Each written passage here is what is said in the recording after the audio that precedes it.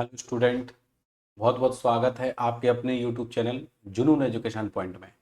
देखिए, जैसा कि हमने इससे पहले भागवत धर्म के बारे में, शैव धर्म के बारे में और जैन धर्म के बारे में, बौद्ध धर्म के बारे में पढ़ लिया था। और अब हम शुरुआत करेंगे यहाँ पर एक नए राजवंश की, जिसमें हम सबसे पहले बृहद्रथ वंश के बारे में पढ़ने वाले हैं। ठीक है, तो थोड़ा सा आपको कुछ नया मिलेगा, क्योंकि जो मैंने आपको सीट प्रोवाइड कराई है उस सीट में मैंने आपको दिया है कि सबसे पहला जो वंश था वो बृहद्रथ वंश था, उसके बाद सीधा हर्यक वंश बताया मैंने। लेकिन मैंने कुछ थोड़ी सी एक्स्ट्रा डिटेल डाली है, तो आप उसको अपनी शीट में ही थोड़ा सा अपडेट कर लें, और शीट नहीं है तो कहीं भी इसको नोट कर लें अपने हिसाब से। ठीक है। दूसरा ये है कि आप रेगुलर क्लास लें। और दूसरा, एक चीज़ और मैं बार बार हर वीडियो में लास्ट में बोलता हूँ, लेकिन इस बार आपसे शुरू शुरू में ही बोलूँगा कि देखिए, ये जो क्लास है आपकी कंटिन्यूस चल रही है। रोज़ मैं एक वीडियो बना रहा हूँ और रोज़ एक वीडियो आपको अपलोड करके दे रहा हूँ। ठीक है, तो आप रेगुलर क्लास लीजिए, क्योंकि देखिए, ये है कि इसका लाभ आपको लेना है, और आपको तो लेना ही है। साथ में मैंने एक चीज़ और बोली है कि अगर कोई आपके आसपास आपको लगता है कि कोई ज़रूरतमंद कोई स्टूडेंट है जिसकी आर्थिक स्थिति ठीक नहीं है, और वो ज़्यादा अमाउंट जो है वो इन्वेस्ट नहीं कर सकता, खास तौर से एजुकेशन के लिए, या वो बाहर नहीं जा सकता, या बड़ी कोचिंग संस्थान में नहीं पढ़ सकता, तो आप ये जीके की टेंशन तो उसकी ख़त्म ही कर सकते हो। आप उससे बोल सकते हो बिल्कुल बेफिक्र होके कि देख भाई, ये जीके का जो सिलेबस है वो आपको पूरा कराया जाएगा, इसमें उसको कोई भी चार्ज पे नहीं करना है। तो आप हेल्प करें ऐसे लोगों की, और उनको बताएं, सजेस्ट करें। और आप जो अपना यूट्यूब चैनल है जुनून एजुकेशन पॉइंट, उसके बारे में बताएं। और हिस्ट्री से ही मैंने ये क्लास रेगुलर पढ़ाना स्टार्ट कर दी है। ठीक है, हिस्ट्री से ही मैं स्टार्ट की है, और उसके बाद में अदर सारे सब्जेक्ट जो है वो आप ऐसे ही मैं कंटिन्यू कराऊंगा। और आगे अगर स्टूडेंट्स की डिमांड रही तो मैं लाइव क्लासेस भी देना स्टार्ट कर दूंगा, क्योंकि अभी तक इतना ज़्यादा स्टूडेंट्स ने कोई डिमांड नहीं की है कि उन्हें लाइव क्लास की ज़रूरत पड़े। अभी जिसको जो जैसे सूटेबल है उस हिसाब से वो पढ़ता जा रहा है। वैसे इसमें भी कोई दिक्कत नहीं है, आपको रोज़ एक वीडियो मैं दे रहा हूँ, उसको अच्छे से पढ़िए, रिवीजन करिए। आपका कोर्स धीरे धीरे बढ़ रहा है, और इसमें एक और चीज़ है, टेंशन नहीं है कि भाई मेरे को मेरा टाइम चला जाएगा। जैसे मान लीजिए 8 बजे, 9 बजे, 10 बजे, जितने बजे भी मैं आपको क्लास लाइव दूंगा तो एक टेंशन बनी रहती है कि नहीं, इतने बजे क्लास स्टार्ट होगी, जो भी है। बट यहाँ पर क्या है, आपको 7:15, 7:15 बजे चैनल पर ये वीडियो अपलोड हो जाती है, और आपको नोटिफिकेशन भी आ जाता होगा, और वैसे भी मैं ग्रुप में भी सेंड कर देता हूँ। ठीक है, तो बस सुबह आपको एक वीडियो मिल रही है, आप उसको बढ़िया कवर करते जाइए। और आगे अगर स्थिति देखेंगे हम, और लगेगा कि हाँ स्टूडेंट्स को लाइव भी क्लास देनी है, तो लाइव क्लास में कभी भी स्टार्ट कर सकता हूँ, आपको इन्फॉर्म कर दूंगा। बस आप ऐसे ही रोज क्लास अटेंड करिए। ठीक है, तो मैं आपको बताना चाह रहा था कि अभी हमने जैसे धर्म के बारे में पढ़ा था, बौद्ध धर्म के बारे में, जैन धर्म के बारे में, भागवत धर्म के बारे में, शैव धर्म के बारे में। ठीक है, तो पहले तो मैं पिछली क्लास का थोड़ा सा रिकॉल कर देता हूँ, उसके बाद में फिर हम आगे बढ़ेंगे। ठीक है, तो पिछली क्लास में हमने क्या क्या पढ़ा था, बस वो मैं रिपीट करूंगा। हमने सबसे इंपॉर्टेंट चीज पढ़ी थी पिछली क्लास में, 16 महाजनपद। क्योंकि ये जो जनपद थे धीरे धीरे महाजनपद में कन्वर्ट होते जा रहे थे। इनकी राजधानी मैंने बढ़िया से आपको याद करा दी थी।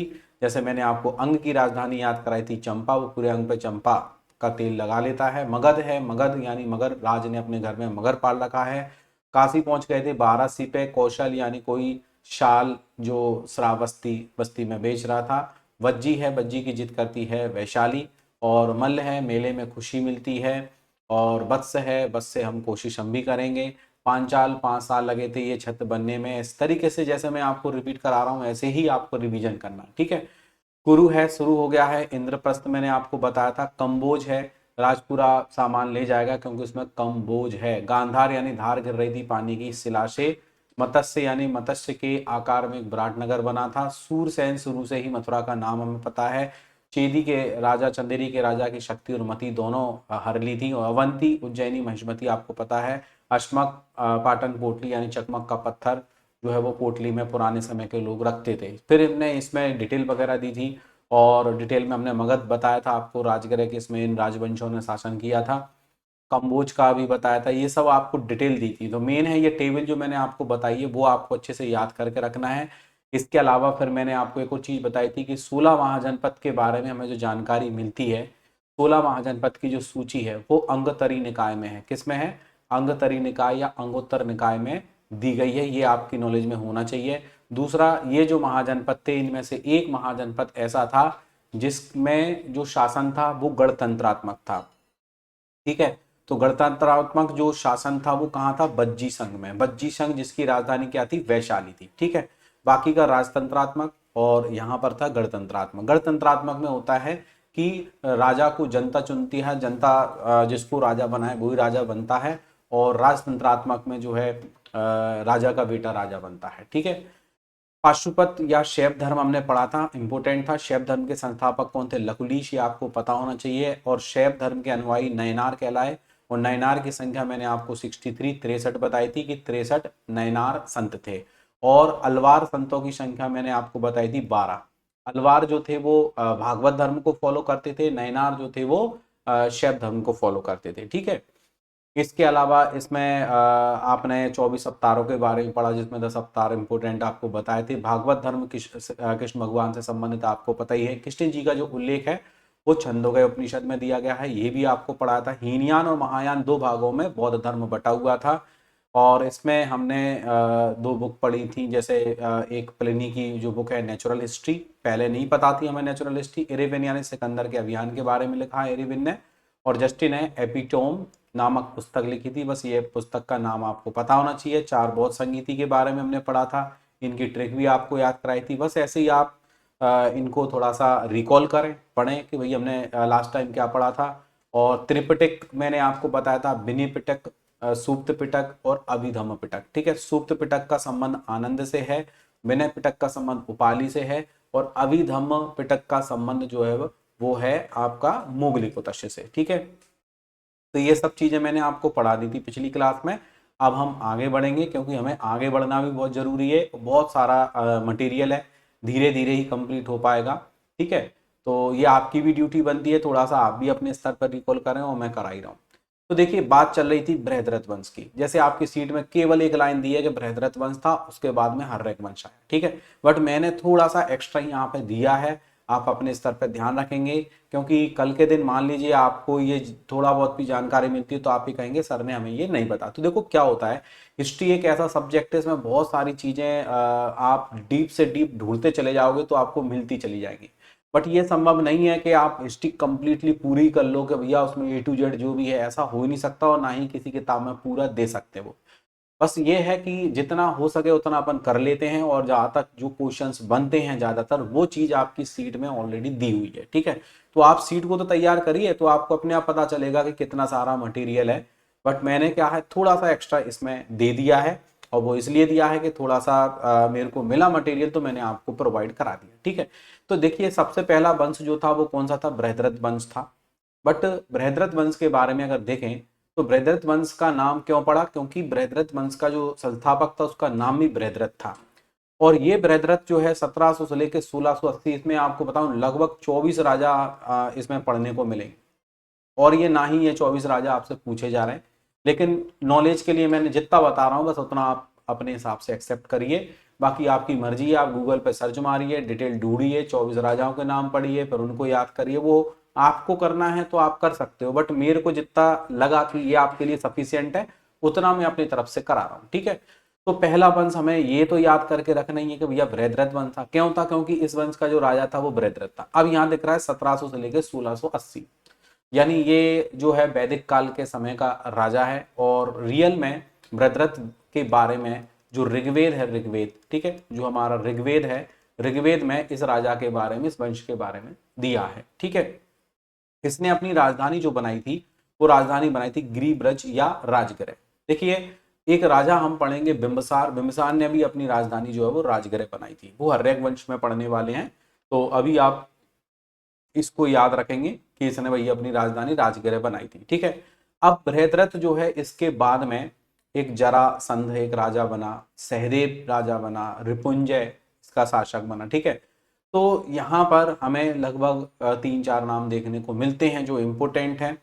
रिपुंजय जो था ना वो अंतिम शासक था इस वंश का। ठीक है, बृहद्रथ वंश का अंतिम शासक कौन था? रिपुंजय। क्योंकि रिपुंजय की जो हत्या है उसी के मंत्री पुलिक ने कर दी थी।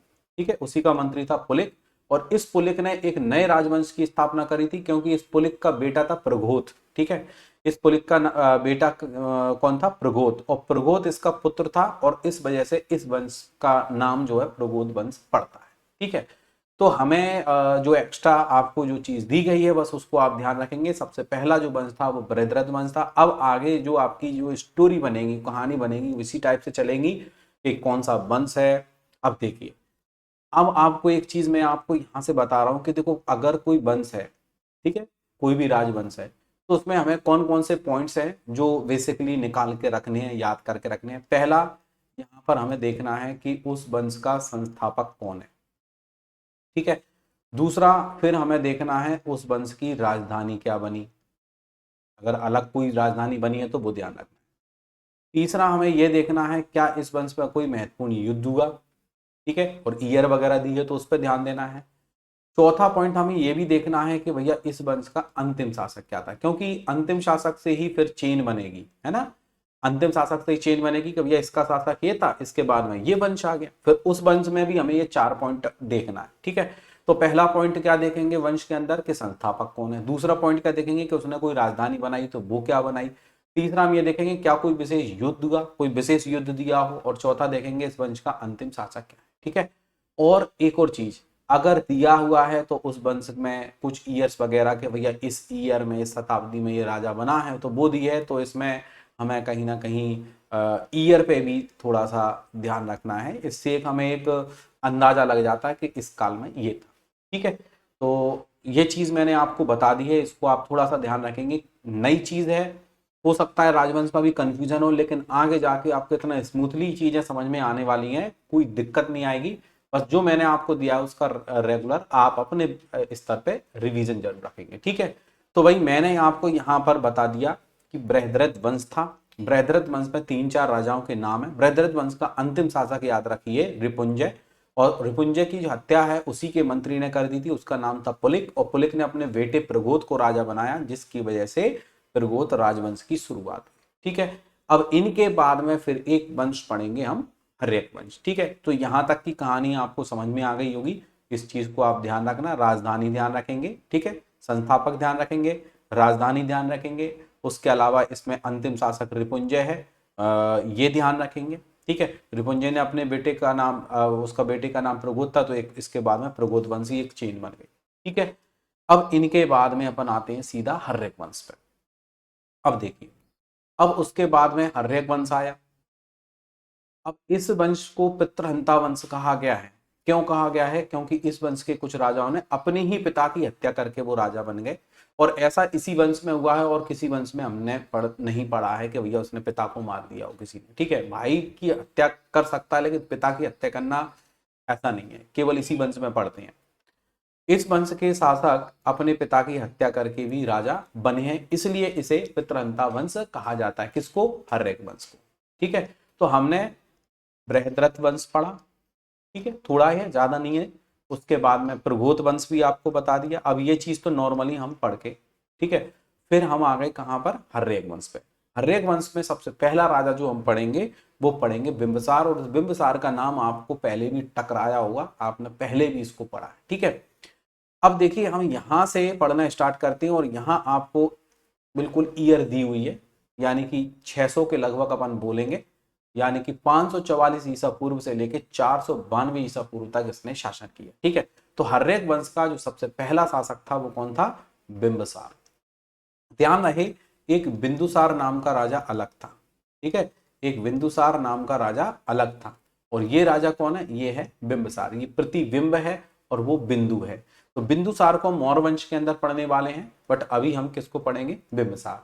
ये जो बिंबिसार है इसका जो कार्यकाल है वो 544 से लेके 492 ईसा पूर्व है। ठीक है, अब मैं आपको एक चीज और बताना चाह रहा हूं। ठीक है, देखिए, आप देखेंगे इसी YouTube चैनल पर आपको एक वीडियो और मिलेगी, और उस वीडियो में आप इमेज देखोगे, थंबनेल जो देखोगे उसमें लिखा हुआ है कि ईयर याद करने की ट्रिक उसमें बताई गई है।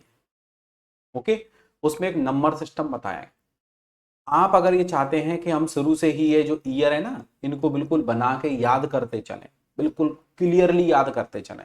तो इसके लिए आपको वो वीडियो देखनी पड़ेगी। तो मैं क्या करूँगा, मैं ये जो वीडियो आपकी चल रही है इसी में जब लास्ट में ये वीडियो पहुंचेगी तो लास्ट में ही वो वीडियो की आपको शो हो जाएगी इमेज, ठीक है।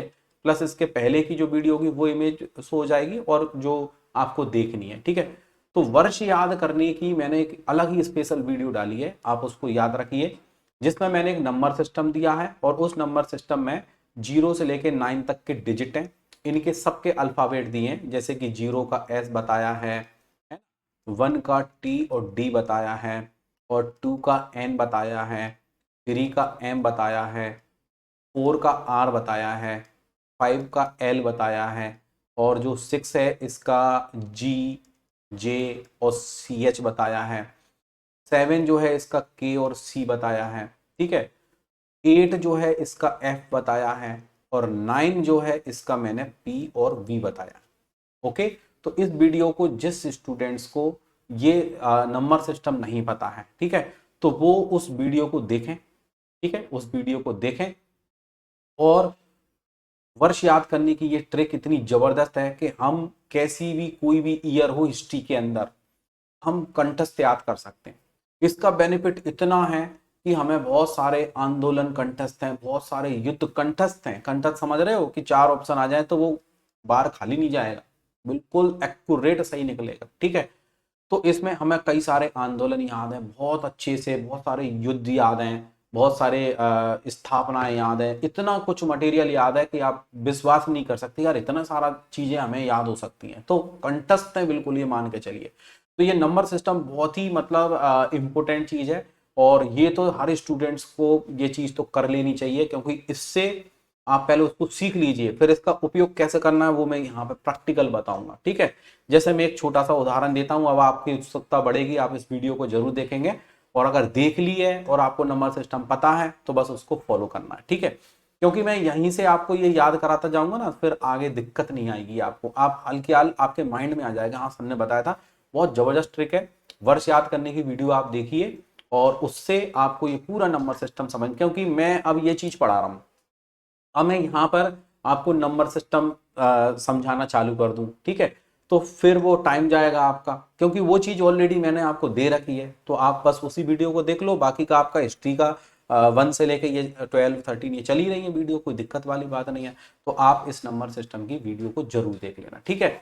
अगर नहीं पता है तो अब हम इसमें क्या करेंगे, जैसे मैं अभी से ही बताना स्टार्ट कर देता हूँ, फिर ये वीडियो खत्म होगी तो फिर तो स्टूडेंट आप देख ही लेंगे, कोई दिक्कत नहीं है, ठीक है। अगर याद है तो अच्छी बात है। तो हम इसमें क्या करेंगे, इसमें क्या होता है, नंबर सिस्टम होता है जिसमें 0 से लेकर 9 तक के जो डिजिट हैं इनके सबके अल्फाबेट हमें याद करने होते हैं अच्छे से।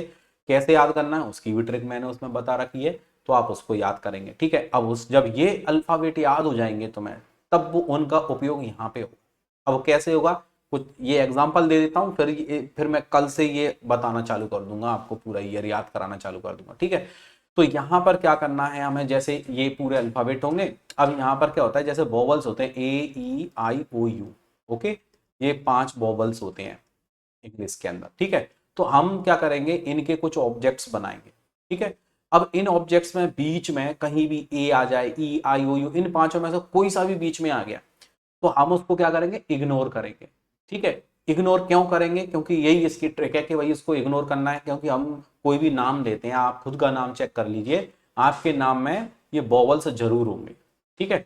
बस उन बॉबल्स को अपन को हटाना है। ये बॉबल्स का यूज क्यों करते हैं, जिससे कि एक वर्ड बन जाए, और वर्ड बनेगा मेन हमें अल्फाबेट को पकड़ना है। कैसे, जैसे मान लीजिए मैं इसको याद कराऊंगा बिंबिसार को, कि बिंबिसार का शासन कब शुरू हुआ, ठीक है। तो देखिए यहाँ पर लिखा हुआ है 544 में, तो बिंबिसार ने शासन कब शुरू किया, कब करना शुरू किया, 544 में। तो इसका जैसे मैं एक ऑब्जेक्ट बताऊंगा, आप जैसे जो भी ऑब्जेक्ट में यहाँ पे इसका ऑब्जेक्ट बताऊं, इसका बताऊं, तो जो ऑब्जेक्ट आपको बताऊंगा तो आपको सीट में इसी के नीचे अल्फाबेट में लिखना है, ठीक है। ये इसका बताऊं तो इसके नीचे लिखना है आपको। अब ये क्या है, ये अजातशत्रु की ईयर होगी। तो हम क्या करेंगे, यहाँ पर जो राजा जिस ईयर में बनेगा हम उसको याद कर लेंगे, और फिर क्रम याद कर लेंगे। जैसे बिंबिसार है, बिंबिसार के बाद में हम याद कर लेंगे अजातशत्रु है, तो बिंबिसार का कार्यकाल याद कर लिया, बिंबिसार के बाद में कौन आएगा, अजातशत्रु हमें याद है, तो अजातशत्रु का कार्यकाल मैं तुम्हें याद कराए दे रहा हूँ, ठीक है। तो जैसे मैंने 544 बताया, तो यहाँ पर 544 की ट्रिक बनेगी ला रो री। थोड़ा अजीब लगेगा ये समझने में, क्योंकि जब तक आपको ये नंबर सिस्टम याद नहीं होंगे तो आपको ये समझ में नहीं आए, ठीक है। तो फिर भी मैं बता रहा हूं, जैसे हम इसका ऑब्जेक्ट याद कराएंगे ला रो री।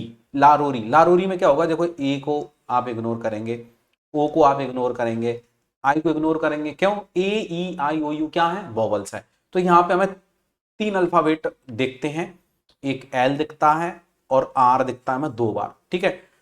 अब यहां पर जब आप एल देखोगे तो एल एल किस नंबर को रिप्रेजेंट कर रहा है, देखो यहां पर एल दिख रहा है, तो एल जो है ना देखो 5 नंबर को रिप्रेजेंट कर रहा है, ठीक है। यहां पे 5 दिख रहा है, समझना जरा। आर जो है किसको दिख रहा है, 4, तो देखो यहां पे 4 दिख रहा है, आर फिर रिपीट हुआ 4। तो हमने क्या किया है, इस 544 का कोड बना लिया, और इस 544 का कोड बना लिया हमने क्या, ला रोरी, ठीक है, ला रोरी। अब इसको सोच सकते हो आप ऑब्जेक्ट में कैसे, कि भैया सबसे पहला राजा बना एक वंश का, तो हम इसका क्या करेंगे, टीका करेंगे, इसका राज्याभिषेक करेंगे। तो राज्याभिषेक के लिए एक थाल लेके आए हैं, और क्या मंगाया जा रहा है टीका करने के लिए, रोरी। तो हम ऐसे याद रखेंगे, कोई ऋषि हैं और इनके गुरुदेव हैं बिंबिसार के, और वो कह रहे हैं भैया ला रो री। अब क्या होगा, कुछ लोगों को ये अजीब भी लगेगा, लेकिन एक बार अगर पकड़ कर गए ना आप इसकी, तो आप ये समझ लो कि ऐसा कोई राजा नहीं है जिसकी आपको ईयर याद ना हो। मतलब उंगलियों पे आप गिना दोगे कि इसका कार्यकाल ये है, ठीक है। शताब्दियां की शताब्दियां याद कराई हमने स्टूडेंट्स को, और आपको भी याद होंगी अगर आप पहली बार भी पढ़ रहे होगे तो, ठीक है। तो यहां पर मैंने आपको बताया ये 544 बता दिया, ठीक है। 544 का हमने क्या याद है, लारूरी, यानी पहला राजा आया उसके। अब हमें क्या करना है, 544 नहीं रटना है, ये तो हर कोई करता है, हमें याद करना है केवल ये वर्ड। बोले जब बिंबिसार आया तो उसके लिए एक ऋषि ने बोला लाओ रोरी, और रोरी लाके इसका टीका करते हैं, ठीक है। तो हमें जब ये वर्ड याद हो जाएगा, तो हम इसमें से 544 नंबर निकालेंगे। कैसे निकालेंगे, कि भैया एल का, एल जो है, एल का, एल एक अल्फाबेट है, तो एल का क्या नंबर बताया है, बोले एल का होता है 5। अब इसमें क्या होता है, देखिए यहां पर नंबर से तो मैं अल्फाबेट याद हो जाए, और अल्फाबेट से नंबर याद है, इतना क्लियर याद करना है आपको, कि आपको एल दिखे ना तो 5 याद आ जाए, 4 आर दिखे ना तो तुम्हें 4 याद आ जाए, फिर आर दिखा तो 4 याद है, 544 लिख दोगे आल किया। बड़ी ही जबरदस्त ट्रिक है। जैसे कठिन से कठिन जो ईयर है वो याद कराई मैंने स्टूडेंट को। कैसे याद कराई, देखिए एक था कैबिनेट मिशन, इसमें कई बार स्टूडेंट को कंफ्यूजन हो जाता है, ठीक है। ये एक उदाहरण बता रहा हूं मैं आपको, कैबिनेट मिशन, ये कैबिनेट मिशन कब आया था, तो इसमें स्टूडेंट कई बार कंफ्यूज हो जाता है। तो कैबिनेट मिशन आया था 1946 में, बिल्कुल क्लियर है। अब ये गलत नहीं हो सकता, क्यों नहीं हो सकता, क्योंकि इसमें हमने ट्रिक बना रखी है। अब ज्यादातर जो मिशन आए थे अंग्रेजों के द्वारा, तो वो 1900 के बाद ही आए थे, ठीक है, 1900 के बाद ही आए थे। तो 1900 के बाद आए तो हमें 1900 तो याद करना ही नहीं है, हमें क्या याद करना, 46। तो 46 को हमने रीच से याद कराया था स्टूडेंट्स को। और हमने कैसे बता दिया, कि सोचिए एक कैबिनेट है, साउंड वाली कैबिनेट बाहर रखी हुई थी, गाने बज रहे थे, लेकिन पता नहीं कहां से एक रीच आया, रीच वही भालू, और रीच आके काय पे बैठ गया, कैबिनेट पे बैठ गया, हो गया काम, ठीक है। हमें एक कैबिनेट दिख गई, उस पर एक भालू बैठा दिख गया, रीच दिख गया, हमें याद हो गया। क्या दिक्कत है, कैबिनेट मिशन 1946 में आया था। तो डिटेल की डिटेल अपन पढ़ेंगे, और ये चीज में कंफ्यूजन नहीं होना चाहिए, क्योंकि बनते हैं क्वेश्चन भाई, क्वेश्चन बनते हैं, ठीक है। तो आप इसकी वैल्यू करिए, जो आपको बताया जा रहा है बहुत ही अच्छी चीज है, बहुत ही शानदार चीज है, बड़े से बड़े इंस्टीट्यूट पे भी ये चीज नहीं बताई जाती है। तो मैंने खुद ने इस पर काम किया है, मैंने अपने स्टूडेंट्स को ये सिखाया है, बताया है। बट क्या है, देखो समझने वाला समझ सकता है और वो उसका उपयोग कर सकता है, ठीक है। तो ये मेरे स्टूडेंट का हमेशा प्लस पॉइंट रहा है, प्लस पॉइंट रहा है। क्योंकि कई सारे टीचर्स जो हिस्ट्री वगैरह ऐसी कोई चीज कराते हैं ना, तो वो एक एक्सक्यूज दे देते, वो कह देते हैं ईयर वगैरह इतना नहीं पूछते हैं, ठीक है। और फिर वही आप ऐसे ही क्रम से याद कर लो, 45 46 47 48 ऐसे भी कर लो, वो भी करते हैं। बट कहीं कहीं अलग अलग ईयर आ जाती हैं, तो फिर वहां पर यही अपना एक, मतलब कुल मिला के ये एक ब्रह्मास्त्र है, और ये एक ऐसा ब्रह्मास्त्र है कि सही निशाने पे पड़ता है सीधा, ठीक है। तो अच्छी चीज है, और इसको पढ़ के आपको लगेगा कि नहीं यार, हम जो चीज पढ़ रहे हैं वाकई में कुछ हटके है, रियल में कुछ हटके है। मैं इतना मटेरियल आपको क्यों प्रोवाइड करा रहा हूं, कि भाई नया स्टूडेंट जब पढ़े तो उसे पता चले कि हाँ यार कुछ है। क्योंकि हिस्ट्री वही है भाई, दुनिया वही पढ़ रही है, इसमें कुछ अलग नहीं है। बट जब आप अलग तरीका जोड़ दोगे उसको पढ़ने का, तो आप औरों से बेटर कर पाओगे। तो हमें औरों से अच्छे ही तो करना है, औरों से नंबर अच्छे लेके आने, ठीक है। तो ये चीज मैंने आपको बताई, बहुत ही अच्छी चीज है, इसको समझिए। इसको समझने के लिए आप एक वीडियो देख लीजिए जिसमें वर्ष याद करने की जो मैंने उसमें ट्रिक बताई है। नहीं पता है तो, और पता है तो फिर कोई दिक्कत नहीं है, फिर सीधा ऑब्जेक्ट बनाते जाएंगे। अब क्या होगा, मैंने आपको एक ऑब्जेक्ट ही बताया, तो अब आज का होमवर्क है न्यू स्टूडेंट्स के लिए कि आप उस वीडियो को आज ही देखेंगे, इसको भी कंप्लीट करना, वो वीडियो को देखना। फिर कल से मैं बिल्कुल ईयर के ऑब्जेक्ट्स बनाता चलूंगा। इसके लिए बस आप लारोरी याद कर लीजिए, लारोरी। अब लारोरी क्यों याद करा है, उसके लिए नंबर सिस्टम की वीडियो देखिए, वो समझ जाओगे तो ये समझ में आ जाएगा, ठीक। चलिए अब हम डिटेल पे चलते हैं। मगध का उत्कर्ष हर्यक वंश के राजा बिंबसार के समय प्रारंभ हुआ। जैन साहित्य में बिंबसार को श्रेणिक कहा गया है। देखो यहां पर क्या होता है, इसका एक नया नाम, एक अलग हटके उपनाम बताया गया है, बिंबसार। तो आपसे ये भी पूछ सकते हैं कि श्रेणिक किसे कहते हैं, तो श्रेणिक कहते हैं भैया बिंबसार को। किसको कहते हैं, बिंबसार को। तो श्रेणिक को अपन को याद रखना है, ठीक है। श्रेणिक यानी कि इसकी जो श्रेणी है सबसे ऊपर नंबर 1 का राजा है हर्यक वंश का, ठीक है। इसकी श्रेणी मतलब यहां से श्रेणी शुरू हो जाती है राजाओं की। तो श्रेणिक अपन को याद रखना है, क्योंकि आगे जाके हम एक शब्द और पढ़ने वाले हैं, कुणिक। एक आगे शब्द पढ़ने वाले हैं, कुणिक शब्द पढ़ने वाले हैं, कुणिक, ठीक है। ये कुणिक अजातशत्रु का नाम है और श्रेणिक जो है वो बिंबसार का नाम, ठीक है। तो मैंने आपको ये चीज बता दी, ध्यान रखेंगे। मैंने लॉजिक भी बता दिया कि श्रेणिक आपको क्यों याद आना चाहिए, क्योंकि पहला राजा है और श्रेणी यहां से शुरू होती है, ठीक है। यह श्रेष्ठ राजा था इसलिए बन गया श्रेणिक, याद रखना है बस मेन तो अपन को, ठीक है। बिंबसार ने विजयों व वैवाहिक संबंधों के द्वारा अपने वंश का विस्तार किया। इसने 3 राजवंशों में वैवाहिक संबंध स्थापित किए, मतलब एक जोड़े इसने 3 विवाह करे हैं बिंबसार। तो स्वाभाविक है 3 पत्नियां होंगी, 3 पत्नी उनकी संतानें होंगे, उनके संतानें सब राजा बने, राजा तो एक ही बनना है। अब तीनों में मतभेद होगा तो स्वाभाविक वो कहेंगे यार पिताजी चलने नहीं दे रहे, तुम मारो को खुद राजा बन जाओ, तो इसलिए ऐसा हुआ है इसमें, ठीक है। तो देखिए एक विवाह किया इसने लिच्छवी गणराज्य के शासक चेटक की पुत्री चेलना के साथ।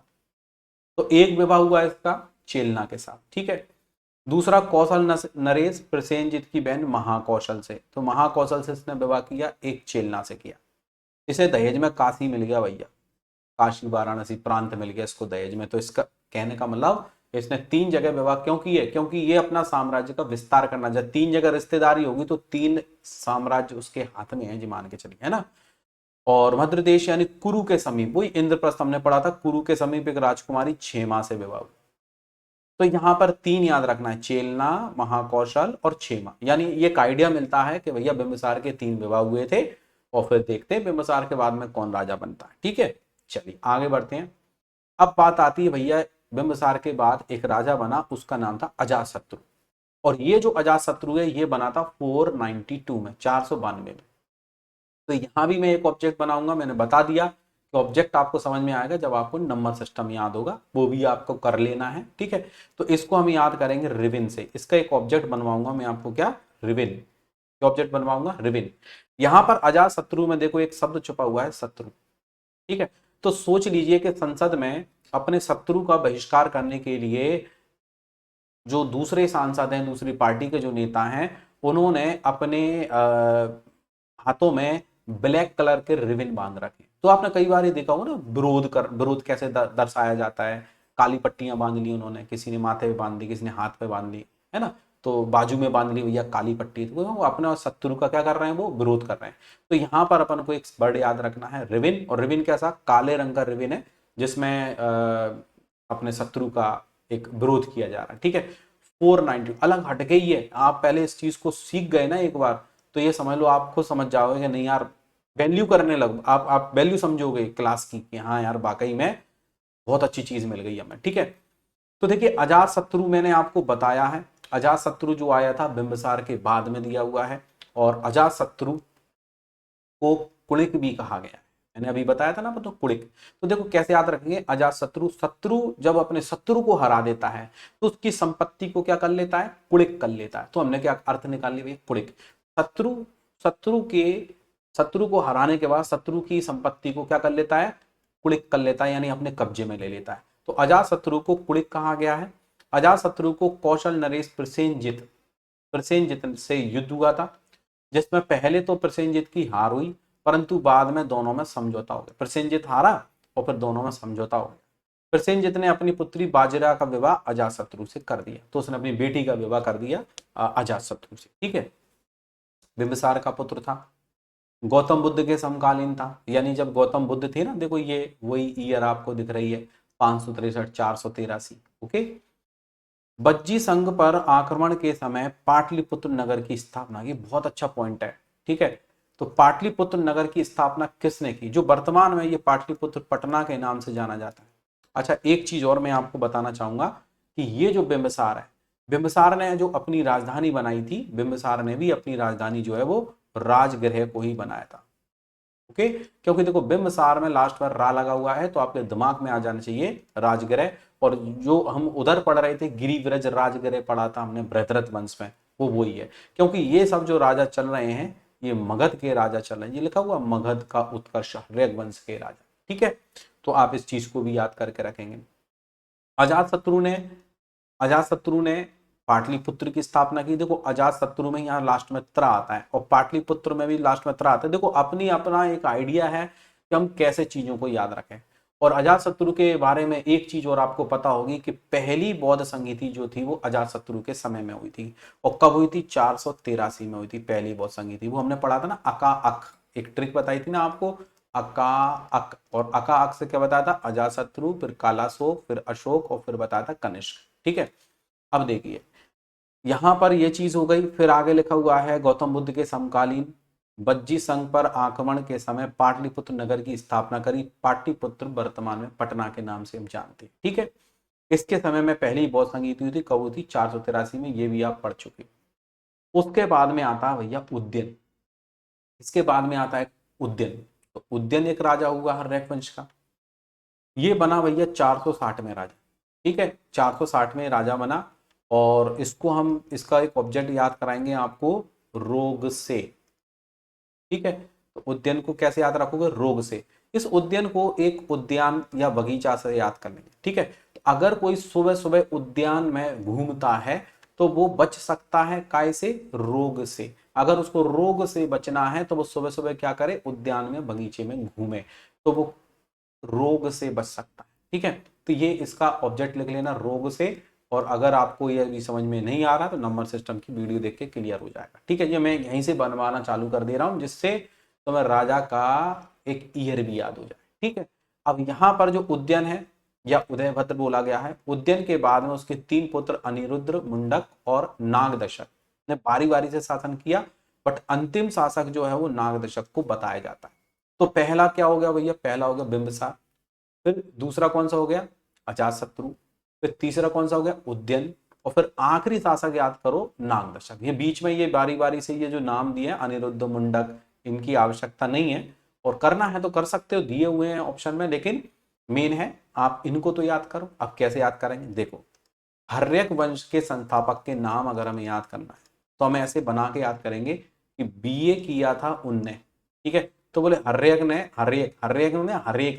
हर्यक वंश के राजा ने, हर्यक ने क्या किया था, बीए कर रखा था, बीए, बैचलर ऑफ आर्ट। ठीक है, तो बी से बना बिंबिसार, ए से बना अजातशत्रु, यू से बना उद्यन और एन से बना नागदशक। नागदशक हर्यक वंश का अंतिम शासक था, बस इतना याद कर लो। ठीक है, जितना बता रहे हैं उतना याद कर लीजिए, दिमाग को ज्यादा दौड़ाओगे, मोर स्टडी मोर कंफ्यूजन और नो स्टडी नो कंफ्यूजन। ठीक है, आप दुनिया भर का गूगल पे सर्च करो, एनसीईआरटी में देखो, इधर उधर इधर उधर करते रहोगे, भटकते रहोगे, कोई मतलब नहीं है। जितना आपको करा रहे हैं पहले उतना आप बिल्कुल प्रिपेयर करो। 10 किताबें अलग अलग पढ़ने की अपेक्षा, जैसे 10 किताबें हैं उनको एक एक बार पढ़ डाला हमने भैया, नहीं, एक किताब को पढ़िए और उसी एक किताब को 10 बार पढ़िए। तो आप ये देखोगे ये 10 किताबें आपने एक एक बार पढ़ी होंगी ना, तो उनका मटेरियल इतना तैयार नहीं होगा जितना आप एक किताब को 10 बार पढ़ लोगे, जितना इसका तैयार हो जाएगा। और बाद में पता चलेगा कि ज्यादातर इन किताबों में कॉमन चीजें हैं, 80% मटेरियल सेम है, 20% कम ज्यादा हो सकता है। ठीक है, चलिए हम आगे बढ़ते हैं। तो यहां तक की कहानी आपको समझ में आ गई। अंतिम शासक नागदशक था, हालांकि अनिरुद्ध, मुंडक भी बने राजा। इनके बारे में कोई विशेष स्टोरी नहीं मिलती है, इसलिए इनको नहीं पढ़ते भाई। राजा इंपोर्टेंट कौन सा होता है, जैसे किसी वंश का संस्थापक हो, किसी वंश का पहला राजा हो, और किसी का पुत्र प्रसिद्ध राजा का, ठीक है। दूसरा उसके समय में कोई स्पेशल, कोई जैसे कि अजातशत्रु के समय में स्पेशल बात हुई ना कि बहुत संगीति हुई, तो वो दिया ही है राजा, वो जो संगीति है ना, तो वो बौद्ध साहित्य में उसका नाम दिया है, ठीक है। अब देखिए, बाद में जनता ने इन पितृहंताओं को शासन से हटाकर शिशुनाग नामक एक योग्य अमात्य को राजा बना दिया, ठीक है। ये अमात्य शब्द था ना, अमात्य जो था एक प्रकार से अमात्य अधिकारी हुआ करता था, ठीक है, अमात्य अधिकारी। तो ये अधिकारी हुआ करते थे, जैसे राजा हैं तो राजा के ही उसमें किसी न किसी विभाग को देखने वाला कोई अधिकारी, उसको अमात्य कहा, ऑफिसर्स कह सकते थे, और उन्हीं के ही अमात्य, उन्हीं के सेवक, उन्हीं की टीम में काम करने वाले उसको बना दिया उन्होंने, ठीक है। तो भाई यहाँ पर बात आती है शिशुनाग की, तो एक शिशुनाग एक राजा बना यहाँ पे, ठीक है। ये शिशुपाल नहीं है, ये शिशुनाग है। तो भाई शिशुनाग को राजा बना दिया, अजातशत्रु का पुत्र था।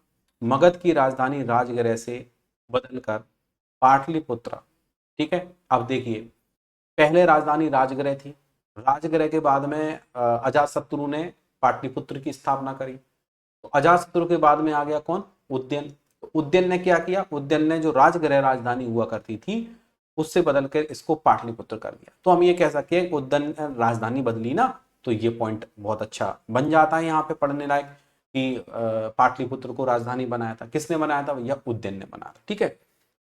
यहाँ तक का क्लियर हो गया होगा। हर्यक वंश का अंतिम शासक नागदशक अपने ऊपर पढ़ लिया है, ठीक है। अब बात आती है यहाँ पर शिशुनाग वंश की। कौन सा वंश है, शिशुनाग।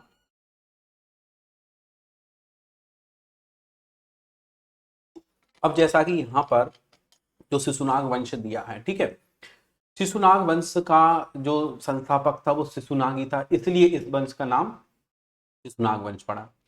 ये राजा बना भैया 412 ईसा पूर्व में। इस 412 का भी एक ऑब्जेक्ट मैं आपको बताऊंगा, मैंने बता दिया, इसको समझने के लिए आप वीडियो देख लेना, और उसके बाद फिर ये वीडियो देख लेना, तो आपको एक एक ऑब्जेक्ट माइंड में सेट होता जाएगा, आ जाएगा, अभ्यास से सब कुछ संभव है। तो शिशुनाग है, रुदन है। देखो शिशु जो छोटा बच्चा होता है, शिशु नवजात शिशु होता है, तो वो हमेशा क्या करता रहता है, रुदन करता रहता है कि नहीं, है ना, रोता रहता है, बात बात पे रोता ही रहता है, जब भी देखो जब, है ना, माँ उसको ले लेती, चुप हो जाता है, फिर उसको नीचे रखते हैं, फिर रुदन करने लगता है। तो शिशु जो होता है वो बार बार क्या करता है, रुदन करता है। तो हमें याद रखना है कि भैया शिशुनाग राजा बना था 412 में, ठीक। शिशुनाग वंश की स्थापना शिशुपालगढ़ कहाँ पर है भैया, उड़ीसा में। वो मगध आपका बिहार वाला एरिया है, और शिशुपालगढ़ जो है ये कहाँ पे, उड़ीसा में। शिशुनाग ने अपनी राजधानी बनाई वैशाली, जो बज्जी की थी ना वैशाली, तो इसने अपनी राजधानी कैसे बनाया, वैशाली। बहुत ही इंपोर्टेंट है, हमने राजगृह को राजधानी पढ़ लिया है, ओके। हमने पाटलिपुत्र को, पाटलिपुत्र यहाँ पे पाटलिपुत्र की स्थापना पढ़ी है, और पाटलिपुत्र को राजधानी बनाने वाला कौन था, उदयन था। अभी अपन ने उदयन को पढ़ लिया, जो उदयन है ना, उदयन ने, ओके, याद रखेंगे। अब यहाँ पर शिशुनाग है, और शिशुनाग ने राजधानी बनाया था किसको, वैशाली को। तो ये जो शिशुनाग है यहाँ पे देखो आप सा शल्यमकार है, और वैशाली में भी देखो शार है, थोड़ा सा अपने हिसाब से याद रखना, ठीक है। शिशुनाग वैशाली, तो हम ऐसे याद रख लेंगे कि शिशु रो रहा था तो माँ ने अपनी बेटी को आवाज दी, और उसकी बेटी का नाम क्या था, वैशाली। तो माँ ने क्या बोला, वैशाली, देखना छोटा भैया रो रहा है ना, तो वैशाली को आवाज दी, और वैशाली ने उस शिशु को चुप कर दिया, वैशाली ने उस शिशु को चुप कर दिया। तो शिशु रुदन कर रहा था तो वैशाली ने उसको चुप कर दिया, तो आप याद रखिए वैशाली इसने राजधानी बनाई, बहुत इंपॉर्टेंट है, और शिशुपालगढ़ उड़ीसा संबंधित है। अब देखिए यहाँ पर लिखा हुआ है कालासोक, ओके। तो शिशुनाग वंश का संस्थापक शिशुनाग था। शिशुनाग के बाद में कौन है, कालासोक। कालासोक का कार्यकाल यहाँ 394 ईसा पूर्व में दिखाई देता है, ठीक है। तो 394, इसको भी याद करा देता हूँ, ऑब्जेक्ट बनाएंगे हम इसको, मैं बुरा, बहुत बढ़िया ऑब्जेक्ट है, मैं बुरा। देखो काला शोक, इस काला शोक का संधि विच्छेद करेंगे तो आपको समझ में आएगा ना, काला अशोक। सोचिए एक अशोक नाम का एक युवक है, और उसका रंग काला है, तो वो कहता है काला अशोक। तो अशोक कैसा है, काला है, तो अशोक क्या कहता है, मैं बुरा लगता हूं देखने में, मैं बुरा लगता हूं, मेरे दोस्त भी कम है, और मेरे को लोग कॉपरेट भी कम करते हैं, क्योंकि मैं बुरा दिखता हूं, मैं बुरा लगता हूं। तो यहाँ पे काला अशोक बन गया, कालशोक, काला अशोक, और मैं बुरा। 394 ईसा पूर्व में कालाशोक का कार्यकाल शुरू होता है। ठीक है, कालाशोक के समय में दूसरी बौद्ध संगीति हुई थी 383 में। ओके, पहली बौद्ध संगीति हुई थी 483 में, दूसरी बौद्ध संगीति हुई थी 383 में, तीसरी 255 या 250 मैंने आपको बताया, चौथी बौद्ध संगीति बताई थी मैंने आपको 100। बिल्कुल एक्यूरेट, ऐसे कि ऐसे ही याद करना है, जो पढ़ो उसको कंठस्थ बढ़िया से याद करते चलो, तभी मजा आएगा। आपको पेपर में चीजें टकराएंगी, पर थोड़ा धैर्य रखिए, सब्जेक्ट पे कमांड करिए, जो पढ़ा रहे हैं उसको याद करिए, पेपर में अपने आप टकरा जाएंगी चीजें, उसकी टेंशन मत लीजिए कि एसएससी में ये आया, पीएससी में ये आया, व्यापम में ये आया, जो आया वो आएगा, वो सामने आ जाएगा। मेन है सब्जेक्ट पे कमांड करिए, सब्जेक्ट पे कमांड करेंगे आपको क्वेश्चन भरपूर टकराएंगे पेपर के अंदर। और सब्जेक्ट ही तैयार नहीं होगा ना तो सारे क्वेश्चन तो मैं लगेंगे अरे पता नहीं कहाँ कहाँ से पूछ लेते हैं यार, ये क्वेश्चन पता नहीं कहाँ कहाँ से पूछ लेते हैं, कितना पढ़ेंगे हम। मेन है सब्जेक्ट्स पे कमांड करिए, आपको क्वेश्चन अपने आप टकराएंगे। ठीक है, अब देखो यहां पर जैसे मैंने बताया कालाशोक का समय जो है वो 394। ओके, कालाशोक के समय में दूसरी बौद्ध संगीति हुई थी जिसके अध्यक्ष सर्वकामनी हम पहले याद कर चुके हैं। कालाशोक ने अपनी राजधानी वैशाली से हटाकर दोबारा पाटलिपुत्र बना दी।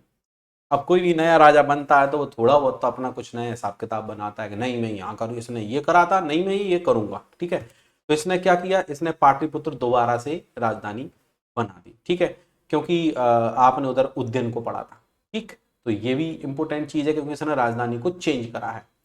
शिशुनाग वंश का अंतिम शासक था भैया नंदीवर्धन। बार बार चीजें पढ़नी पड़ेंगी, बार बार रिपीट करना पड़ेंगी, भूलोगे भूलोगे तो फिर पढ़ोगे, फिर पढ़ो, फिर भूलो, फिर पढ़ो, फिर एक समय ऐसा आएगा फिर भूलोगे ही। ठीक है, तो यहाँ पे मैंने बताया नंदीवर्धन। नंदीवर्धन जो है वो अंतिम शासक था, कौन से वंश का, शिशुनाग का। शिशुनाग वंश के राजाओं का नाम याद रखना है तो इसको सुकून से याद कर लीजिए। किससे याद करेंगे, सुकून से याद कर लीजिए कि जैसे शिशु जो था ना वो रुदन कर रहा था, तो वैशाली ने जब उसको सुला दिया तो वो सुकून से सो गया। तो सा से यहाँ पर शिशुनाग याद आए, का से यहाँ पर कालाशोक याद आए, और ना से आपको यहाँ पर नाग दशक याद आ जाए। ठीक है, तो ये जो सॉरी नंदीवर्धन, नाग दशक उधर हर्यक वंश का अंतिम शासक था। ठीक है, तो यहाँ नंदीवर्धन शब्द देखा हुआ ना, नंदीवर्धन। और एक अच्छी बात है कि नंदीवर्धन के बाद में हमें एक नया राजवंश मिलेगा, नंद वंश। तो नंदी से नंद आएगा और नंद वंश के अलग राजा होंगे। ठीक है, तो ये चीज समझ में आ गई होगी उम्मीद है। अब देखते हैं अपन आगे बढ़ते हैं। ये आ गया आपका नंद वंश, और नंद वंश जो है 344 ईसा पूर्व में नंद वंश की शुरुआत होती है, जिसमें नंद वंश का एक राजा आता है महापद। ठीक है, तो ज्यादा थ्योरी, ज्यादा इंटरेस्टिंग स्टोरी जो है ना, इसी वंश के एक राजा था घनानंद, उससे जुड़ी हुई है, इसलिए उससे रिलेटेड क्वेश्चन ज्यादा, चाणक्य से रिलेटेड है, मौर्य वंश के राजा चंद्रगुप्त मौर्य से रिलेटेड है, अशोक से समय, यहाँ से क्वेश्चन बनते हैं पेपर के अंदर, बहुत बढ़िया। क्योंकि इनका क्या है, थोड़ा सा ज्यादा समय का शासन है और प्लस इनके समय कुछ विशेष हुआ है इस वजह से। ठीक है, अब देखिए नंद वंश की स्थापना अगर आपसे पूछते हैं किसने की, तो महापदम नंद। ठीक है, तो यहाँ पर कहीं कहीं महापदम नंद लिखा जाता है। ओके, तो नंद वंश की स्थापना महापदम नंद ने की थी या महापदम ने की थी। और जस्ट इसके बाद में आता है एक नया नाम, वो आता है घनानंद, जिसके बारे में बहुत ही इंपोर्टेंट चीजें बताई जाती है। ठीक है, तो नंद वंश का जो शासन है 344, यहाँ पर क्या करेंगे, एक वर्ड याद कर लेंगे, मुरारी। मुरारी किसको बोलते हैं, मुरारी किसको बोला जाता है, मुरारी बोला जाता है कृष्ण भगवान को। ठीक है, तो यहां पर अपन को याद रखना है कि भाई नंद बाबा जो थे वो मुरारी के, यानी मुरारी कृष्ण भगवान के बाबा थे, थे नंद बाबा। ठीक है, तो नंद मुरारी से अपन को थोड़ा सा याद रख, नंद मुरारी से भी याद कर सकते हो, नंद मुरारी। ठीक है, तो नंद बाबा मुरारी, तो यहाँ पर थोड़ा सा बना लिया हमने जिससे 344 ईसा पूर्व भी याद रहे। अब देखिए यहाँ पर महापदम नंद के बाद में आता है कौन, घनानंद। घनानंद एक अहंकारी राजा था रियल में, और नंद वंश का अंतिम शासक था। अहंकारी राजा था घनानंद, क्योंकि घनानंद का उस समय में बढ़िया शासन चल रहा था। बट क्या हुआ, इस घनानंद के पास में एक ब्राह्मण हुआ करते थे, चाणक्य। चाणक्य ने राजनीति से जुड़ी हुई एक बुक लिखी जिसका नाम था अर्थशास्त्र। तो क्या था, घनानंद का दरबार लगा हुआ था, और जब घनानंद का दरबार लगा हुआ था तो घनानंद क्या कर रहा था, जो लाइन से बहुत सारे साधु संत वगैरह खड़े हुए थे, ठीक है, भिक्षु भी खड़े हुए थे, साधु संत खड़े हुए थे लाइन से, और जो घनानंद था वो उनको कुछ ना कुछ भेंट कर रहा था, है ना, पोटली दे रहा था जिसमें कुछ मुद्रा वगैरह जो भी चीजें वो उनको दे रहा था। उन्हीं के बीच में चाणक्य भी खड़े हुए थे, तो शुरुआत यहीं से होती है। उधर से वो घनानंद सबको देता आ रहा है और चाणक्य के सामने वो हाथ करता है तो चाणक्य उसकी जो दान है वो लेते नहीं है। तो चाणक्य नहीं लेते तो चाणक्य पीछे हाथ कर लेते हैं या पीछे हट जाते हैं। तो घनानंद को बड़ा बुरा लगता है कि बताओ यार, एक तो मैं दान में सबको ये चीजें दे रहा हूँ और ये व्यक्ति इतना घमंड बता रहा है कि मेरा दान हुआ, लिया ही नहीं रहा। तो पहला पॉइंट यानी first impression is last impression, तो स्वाभाविक को उसको थोड़ा क्रोध आ गया, ठीक है। अब क्रोध आ गया तो क्या होगा, चाणक्य के प्रति उसमें द्वेष भावना आ गई घनानंद में। अब बाद में जब उन्होंने दान वगैरह करके वापस से वो सिंहासन पे बैठा, फिर चर्चा चली कौन कैसे किस विषय में आया है, सबने अपनी अपनी प्रॉब्लम बताई, फिर चाणक्य के नंबर आया। तो चाणक्य ने घनानंद को बताया कि उन्होंने एक बुक लिखी है जिसका नाम है अर्थशास्त्र, जो एक राजनीति से जुड़ी पुस्तक है, जिसमें राजा को कैसे शासन करना चाहिए, राजा अपनी प्रजा से कैसा व्यवहार करना चाहिए। तो उन्होंने अपना बहुत ही अच्छा इसमें दिया था, अर्थशास्त्र में राजनीति से जुड़ी हुई बातें लिखी हुई थी। बट क्या हुआ, घनानंद घमंडी था, अहंकारी था, तो उसने उनकी जो बुक है, उन्होंने ये उम्मीद रखी थी चाणक्य ने कि वो अपनी बुक अर्थशास्त्र के बारे में लोगों को बताएं, जिससे कि लोग जो है ना वो उनसे जुड़े, ठीक है, और जुड़े नहीं तो कम से कम एक राजनीति क्या होती है एक्चुअल में समझें, है ना। तो उसने क्या किया, उसने कोई रिस्पॉन्स नहीं दिया, यानी कि चाणक्य का अपमान किया। और चाणक्य ने अपमान किया तो चाणक्य करते थे चोटी रखते थे, चोटी, और चोटी रखते थे तो चोटी बांध रखी थी उन्होंने।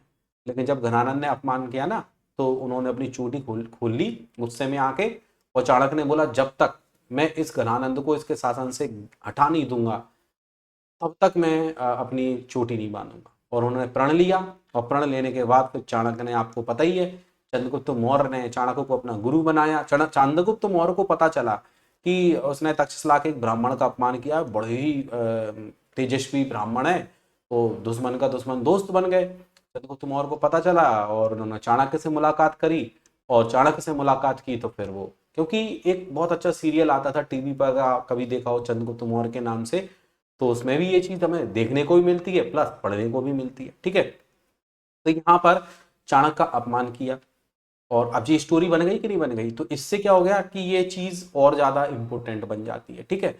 अब क्या हुआ कि भैया चाणक्य ने विशाल सेना तैयार करवा दी चंद्रगुप्त मौर्य की, और चंद्रगुप्त मौर्य का फिर युद्ध हुआ घनानंद से, और उसने घनानंद को हरा दिया, ठीक है, और खुद राजा बन गया। और वहां से शुरुआत होती है भैया मौर्य वंश की, ओके, वहां से शुरुआत होती है मौर्य वंश की। अब देखिए, तो यहाँ पर पाटलिपुत्र के प्रसिद्ध ब्राह्मण चाणक्य का अपमान किया। इसी के समय में सिकंदर ने 326 ईसा पूर्व में पश्चिमोत्तर भारत पर आक्रमण किया।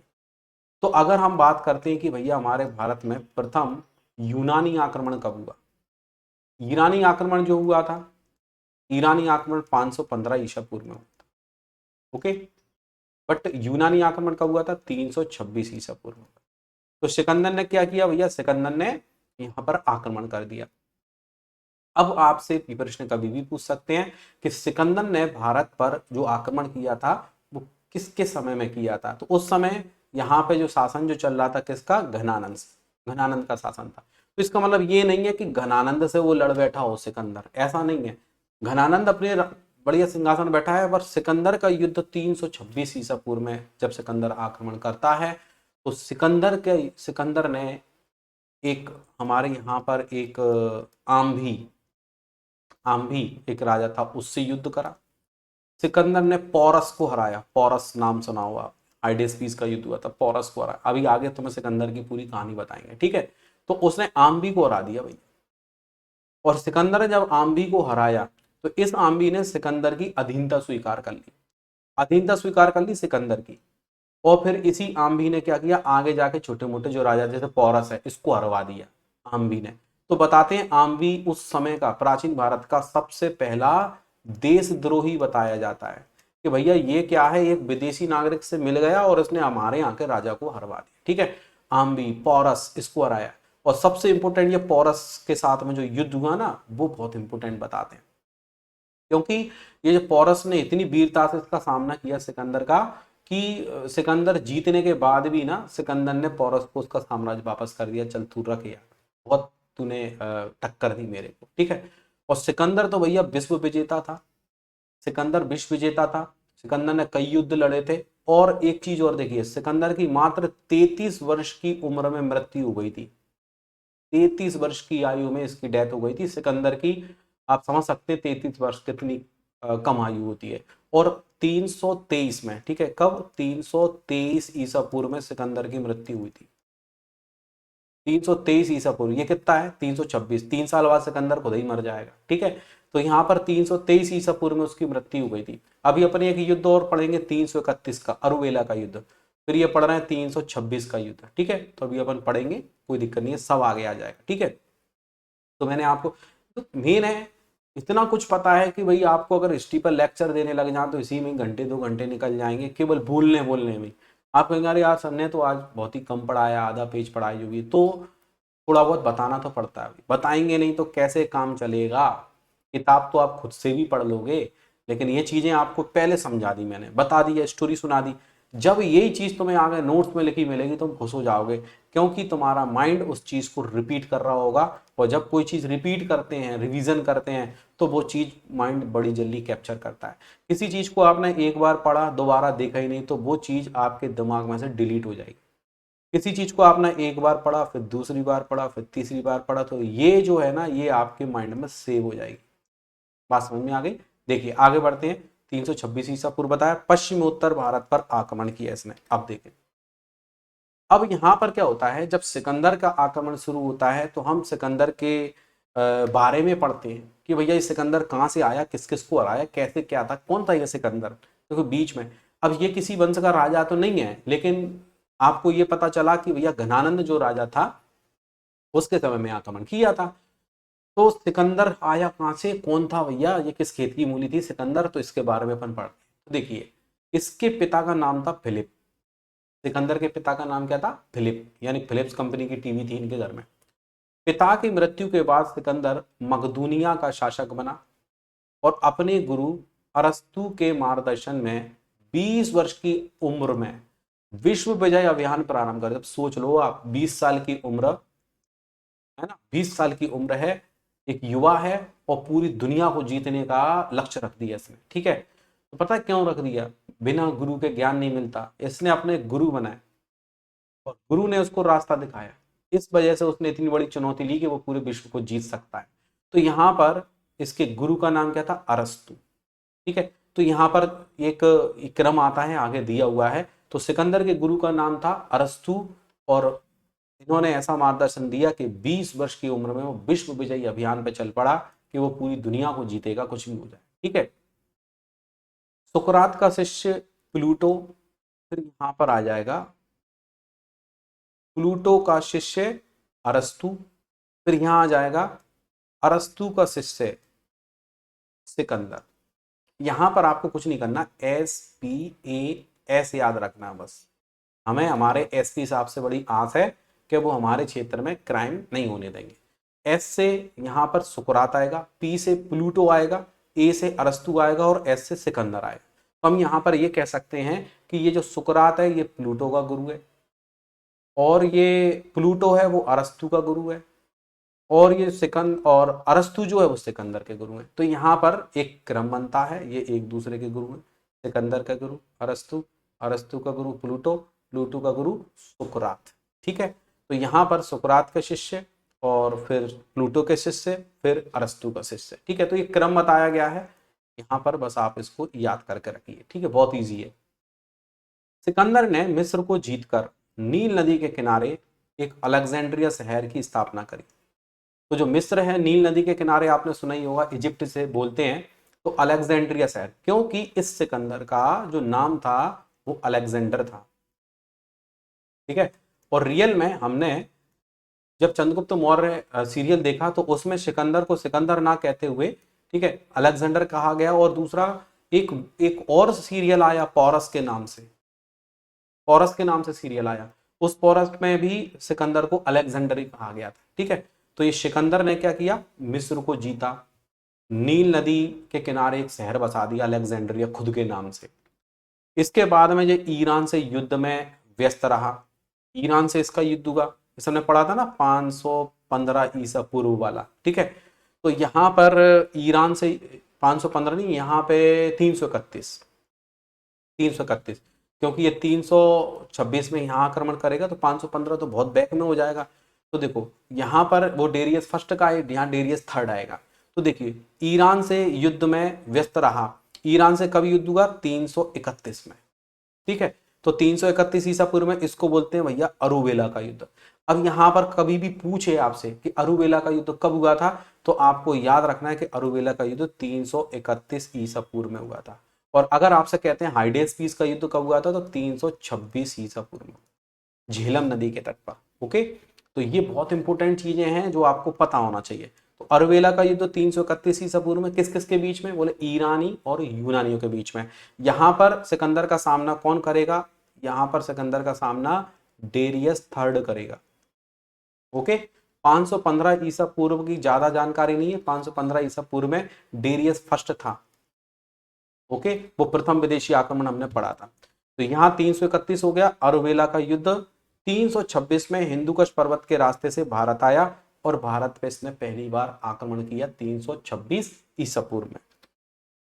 अब देखिए तक्षशिला के शासक आम्भी ने सिकंदर की अधीनता स्वीकार की। जब ये भारत आया तो इसने भारत के राजाओं को हराना चालू किया, आम्भी हार गया तो आम्भी ने सिकंदर की अधीनता स्वीकार कर ली। अभी मैंने आपको बताया था झेलम नदी के तट पर पंजाब के शासक पुरु अथवा पौरस के साथ में बड़ा ही भयंकर युद्ध हुआ। ठीक है, तो यहाँ पर ये जो युद्ध है, ठीक है, वो किस नदी के किनारे हुआ था, झेलम नदी के किनारे। बहुत ही इंपॉर्टेंट है।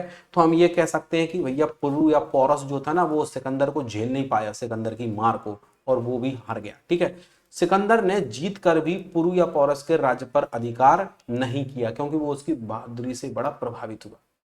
इस युद्ध के बाद सेना ने ब्यास नदी से आगे बढ़ने से मना कर दिया। तो यहां पर एक चीज और बनती है कि कौन सी नदी थी जिससे आगे बढ़ने से सेना ने मना कर दिया।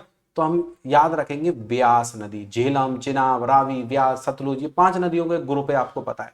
तो ब्यास नदी से आगे बढ़ने से सिकंदर की सेना ने मना कर दिया, क्योंकि सिकंदर की सेना के जवानों को प्यास लगने लगी थी। चाहे नहीं लग रही हो, लेकिन ब्यास याद करना है तो प्यास तो लगेगी। ठीक है, तो हम अंतिम अभियान जो है उसका एक प्रकार से हम बोलेंगे ब्यास नदी से आगे बढ़ने से सेना ने मना कर दिया। ठीक है, उस समय मगध पर किस वंश का, नंद वंश का शासन था, और नंद वंश में भी किसका शासन था, घनानंद का। ठीक है, सिकंदर स्थल मार्ग से आया था और समुद्री मार्ग से 325 में लौट गया। तो देखो भारत पर इसने 326 में आक्रमण किया, 325 में लौट गया, और 323 में इसकी डेथ हो गई। बात समझ में आ गई ना, बहुत ही आसान है अगर आप क्रम को पकड़ोगे। 515 मैंने आपको बताया, 331 मैंने आपको बताया, 326 मैंने आपको बताया, 325 मैंने आपको बताया, 323 मैंने आपको बताया, 322 मैंने आपको बताया। इससे और ऊपर जा सकते हैं अपन। ठीक है, तो मेन है ये जो ईयर है ना, बिल्कुल ऐसे ही एक पेज पे फाइल में कहीं पर भी पीछे एक साइड में ऐसे ईयर वाइज लिख लो, और थोड़ा थोड़ा शॉर्ट नोट्स के तरह यहाँ पर जैसे अरुवेला का युद्ध, हाइडेस्पिस का युद्ध है, वापस लौटा, सिकंदर की मृत्यु हो गई, मौर्यवंश की शुरुआत हुई, है ना, प्रथम विदेशी आक्रमण ईरानियों का हुआ, ऐसे करके शॉर्ट में लिख लो, और फिर जब भी समय मिले बस केवल पढ़ लो। कभी भी बैठे हैं पर रिवीजन मार दो, 515 में हुआ, 331 में, 326 में, 325 में, 323 में हुआ, 322 में हुआ, ऐसे करके आप आगे बढ़ते जाओ। ठीक है, अब यहां पर मैंने ये चीज बता दी। अब देखिए अब क्या हुआ, वापसी में जब वापस हुआ ना, वापस में मिस्र में अलेक्जेंड्रिया के पास में बेबीलोन नामक जगह थी। ठीक है, बेबीलोन 323 में 33 वर्ष की आयु में इसकी मृत्यु हुई, मैंने अभी आपको बताया था। ठीक है, तो बेबीलोन नामक जगह पर इसकी मृत्यु थी, अलेक्जेंड्रिया के पास में मिस्र वाला एरिया है।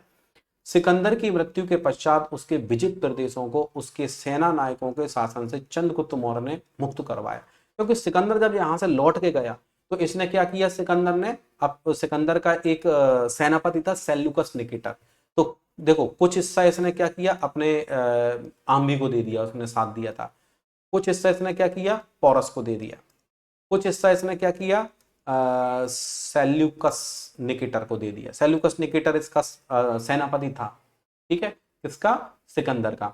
इसी सेल्यूकस निकेटर को चंद्रगुप्त मौर्य ने हरा दिया था 305 ईसा पूर्व के लगभग, ठीक है, वो अपन पढ़ेंगे। यहां तक की कहानी क्लियर हो गई होगी आपकी। अब विजित क्षेत्र अपने सेना नायकों को सौंप गया, चंद्रगुप्त मौर्य ने उन सेना नायकों से मुक्त करा लिया, चंद्रगुप्त मौर्य राजा बनेगा। सिकंदर का जल सेनापति कौन था भैया? सिकंदर का जल सेनापति था निर्याकस। जल सेनापति यानी जब ये जहाज के माध्यम से कहीं जाता होगा तो इसके हाथों में बागडोर रहती होगी, इस वजह से। और वैसे इसका सेनापति जो था वो सेल्यूकस निकेटर था। Okay, Seleucus Nicator. अब जो सेल्यूकस निकेटर इसका सेनापति थे, इसको चंद्रगुप्त मौर्य हरा देता है, तो यही सेल्यूकस निकेटर जो है अपनी बेटी की शादी चंद्रगुप्त मौर्य से कर देता है, ठीक है, रिश्तेदारी हो जाएगी, फिर क्या है। अब देखो, सिकंदर के साथ एरियन नामक यूनानी इतिहासकार आया था। तो देखो एक इतिहासकार आया था, एक राइटर आया था सिकंदर के साथ में। तो इस एरियन ने कुछ ना कुछ, समझ रहे हो ना कुछ लिखा है उस बुक्स में। इस वजह से अपन इतना क्लियरली बोल पा रहे हैं कि इस युद्ध में ये हुआ, इसने ये किया, इसने वो किया, एक्यूरेट अपन ईयर बता पा रहे हैं। क्यों बता पा रहे हैं? क्योंकि इतिहासकार ने उन चीजों को उस बुक में लिखा है, ठीक। एरियन के अनुसार भारतीय समाज में दास प्रथा का नितांत अभाव था। नितांत अभाव, दास प्रथा तो थी लेकिन बहुत ही कम थी। दासों के साथ में बड़ा ही उदार व्यवहार हमारे यहाँ पर होता था, बहुत अच्छा व्यवहार रखते थे, ठीक है। तो ये चीज, बहुत अच्छे अच्छे प्रश्न आज के बने हैं, बहुत शानदार। बस आप उसको अच्छे से रिवीजन करिए, उसको तैयार करिए जितना मैं पढ़ा रहा हूँ, ठीक है। अब यहाँ पर सिकंदर के आक्रमण से भारत का आर्थिक जीवन सर्वाधिक प्रभावित हुआ। सिकंदर के आने से भारत का पश्चिमी देशों से जलीय और थलीय संपर्क स्थापित हो गया। यानी सिकंदर के आने से एक कनेक्टिविटी बनी, क्योंकि ये आया स्थल मार्ग से और गया जल मार्ग से। तो जल मार्ग से जब गए होंगे ना, तो उन्होंने भारत के बारे में उधर बताया होगा। तो उधर से क्या होगा, अब उधर से अपने यहाँ भारत में लोग आएंगे और फिर एक कनेक्शन बनेगा, वापस से दोबारा से लेन देन, मतलब व्यापार वगैरह होगा, है ना, इस तरीके से। तो जलीय और स्थलीय संपर्क स्थापित हो गया, क्योंकि सिकंदर आया स्थल मार्ग से, गया जल मार्ग से, ठीक है। भारत के एकीकरण और साम्राज्यवाद की प्रक्रिया प्रारंभ हुई। तो इस सिकंदर का आना भी बड़ा महत्वपूर्ण बताया जाता है। इसके बाद में अब आता है भैया चंद्रगुप्त मौर्य, क्योंकि यहां पर एक नए राजवंश की शुरुआत होती है, मौर्य वंश की। और इस मौर्य वंश में क्या क्या हुआ, वो सारी चीजें हम इसके अंदर पढ़ेंगे, ठीक है। उम्मीद है आज की क्लास आपको और बढ़िया से समझ में आई होगी। दिन प्रतिदिन आपको बढ़िया से समझ में आएगा, बस कंसिस्टेंसी रखिए, पूरी क्लास लीजिए, रेगुलर पढ़िए, ठीक है। तो उम्मीद है आज की क्लास बढ़िया लगी होगी। मिलते हैं अगली क्लास में, बस ऐसे ही पढ़ते रहिए और आगे बढ़ते रहिए। बहुत बहुत धन्यवाद, शुक्रिया, जय हिंद।